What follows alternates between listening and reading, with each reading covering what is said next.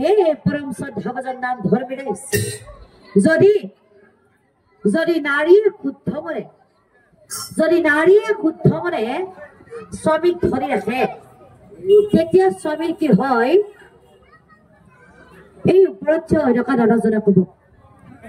আপনি কওকচোন দাদা, যদি নাৰীয়ে শুদ্ধ মনে স্বামীক ধৰি ৰাখে, তেতিয়া স্বামীৰ কি হয়?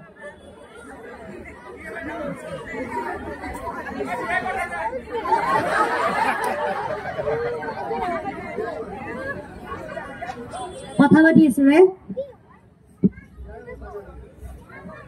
বিয়া পতা নপতাৰ লগত কিনো আছে? কথা পাতি থাকিলে নামটো জানো বুজি পাব?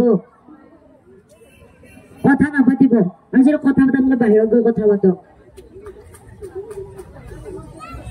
যদি নাৰী শুদ্ধ মনে স্বামীক ধৰি ৰাখে, তেতিয়া স্বামীৰ কি হয়? দীৰ্ঘায়ু হয়। কি হয়? আয়ুস বাঢ়ে। যদি নাৰীয়ে শুদ্ধ মনে স্বামীক ধৰি ৰাখে, জ্ঞানী লোকে কয়, হেই